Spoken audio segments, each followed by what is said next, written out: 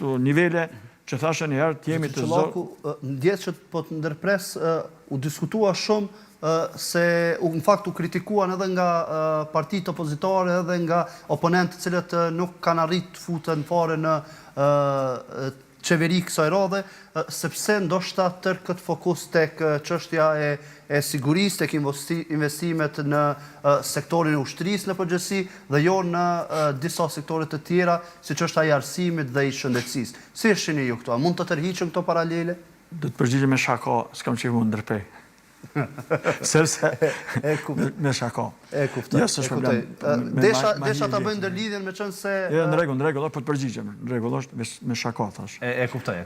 Pra, realisht mbrojtja dhe siguria në Republikën e Kosovës thashë një herë për mua janë jo pse i takoj fushës së sigurisë, por në këto kërcënime, në këtë vorbull ndryshimesh e kërcënimesh e ndryshim të hartës, si lutem, geopolitike dhe interesave geostrategjike të vendeve ndryshme, që është në thashë një herë fuqitë regionale dhe ato ndërkombëtare ose globale, Kosova duhet të forcohet, Kosova duhet të kushtohet rëndësi, shteti i Kosovës duhet të kushtohet rëndësi emergjente të sigurisë, prandaj arsimi edhe shkenca, kultura, mirëqenie sociale etj.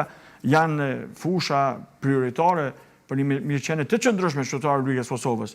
Por siguria mbi gjitha, i nderuar koleg moderator, siguria mbi gjitha sepse siguria është parakusht i zhvillimit të sektorëve të tjerë. Në qoftë se nuk jemi sigurt, unë tani duhet të pritet emisioni.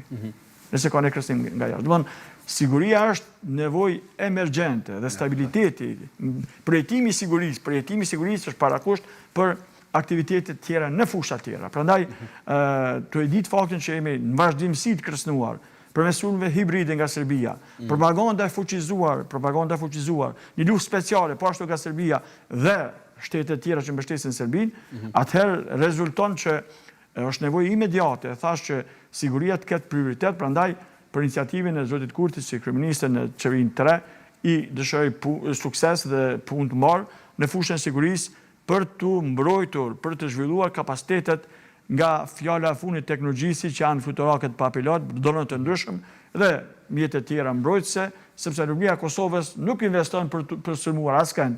Republika e Kosovës me këtë buxhet që ka dhe çfarë do të çojë buxheti që mund të ketë në një me jo të largët, nuk është vend dhe shtet që përgatitet me sulmu dikënd. Republika e Kosovës investon në fushën e sigurisë për të mbrojtur, për të siguruar një qetësi dhe mirëqenie të qytetarëve të Republikës Kosovës dhe për të zhvilluar bashkëpunim miqësor me vendet në fshinësi dhe vendet tjera.